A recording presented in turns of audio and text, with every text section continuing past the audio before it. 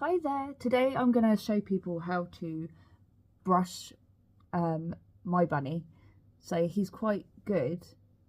He's just eating his pellets, he's quite relaxed and he's loafing, which is the best time because then he's not asleep, you're not disturbing his sleep, but then he's not feisty as well. So quite a lot of rabbits don't like brushing, but Lucky's quite good with it most of the time. Sometimes I put his brush to his nose and I like to ask him. I don't know if he'll do it today, but I say, Lucky, do you want a brush? And then sometimes he's just still like he is now. And sometimes he puts it on his nose and that's when I can brush it. If he bites it and shoves it away, there's literally no point even trying. That's when it's definitely a no. But today I think he's just sort of aloof about the whole scenario. But yeah, I've got a few different combs because we've tried loads of different brushes and combs, and some of them are okay, but I think the best ones are the metal ones because they tend to get the under fur. So Lucky has got very thick, lovely fur, like all rabbits do.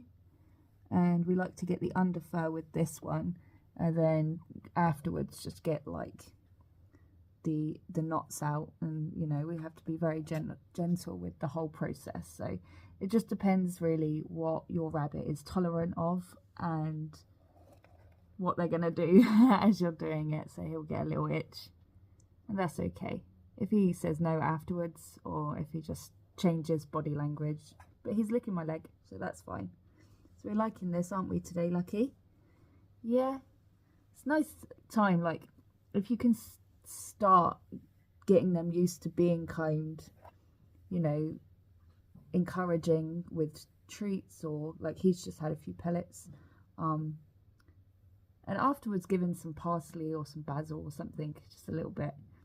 It's very nice when you start brushing your bunny, and then as they get used to it, they'll just be fine. It would just be like a groom in itself, because especially if you have like a lonely rabbit, like a singular rabbit, it's a nice time to bond and brush them. Lucky gets a lot of gut problems as well, so brushing is really important because when they're shedding, they'll lick their fur and that will become stuck in the gut. So springtime or just before winter, it's really good to comb them for the shedding periods. But rabbits do shed all year round, but when they shed the most is when they're getting ready for the next, you know, harsher season. But we're in a very temperate country, so he just tends to be fine most of the time. But he's had like a little belly gut stasis recently because he had lots of fur coming, and that's why quite a lot of bunny owners, including myself, will brush once a week or, you know, more regularly, just to make sure that it's all in check and it's all good. I'm just smoothing Lucky as well, just so that he knows that it's nothing to fear, nothing wrong with it. And I'm keeping the comb at an angle where it's like not touching the skin, it's just going over. I also like to touch to see where these hips are because they can be quite easily caught on. We don't want to catch anything because that will just hurt, and there's no need to hurt your bunny at all when you're combing them. But sometimes it'll get stuck on a knot, and I'll just, like I do with human hair, take out the comb, and yes, and he'll, you know, sort of go, don't like that bit, so you have to come back around very gently. But yes, take out the comb if you get stuck on a knot, and just try to take it from the bottom end of it, and work it up very slowly, just encouraging it to come out so that he can sort it out, rather than just trying to rip it all out yourself, because that's going to make him very upset and it's not going to be good for the shedding process anyways. One thing with rabbits is if you do break their trust completely, they can not just give you the cold shoulder, it can actually change your relationship slightly, you know, and you'll have to gain that trust back. So with rabbits, because they're survival animals, trust is really important, especially when they're bonded to a human, you know. And rabbits bonded. You can have 2 rabbits, you can have 6 rabbits. They can have fights and they can give each other the cold shoulder. So basically it's understanding rabbit behaviour as well as good pet care. Obviously I am at home with Lucky most of the day.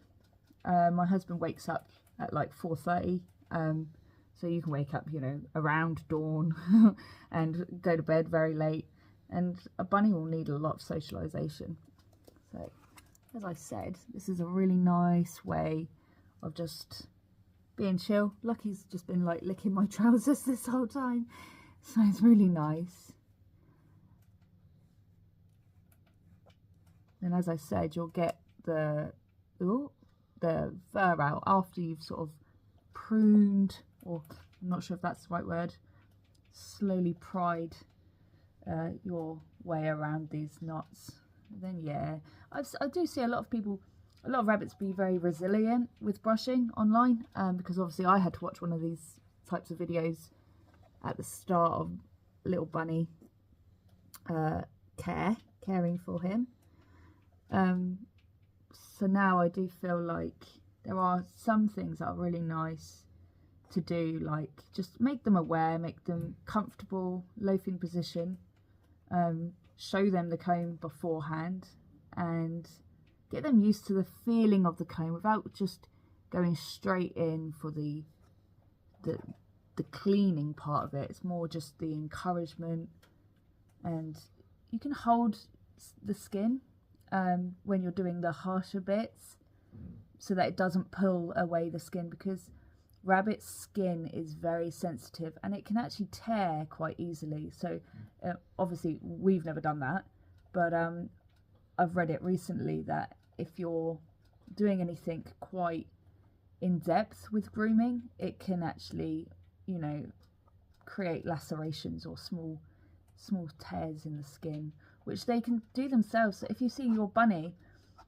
cleaning so a rabbit can make a noise and it can harm that rabbit.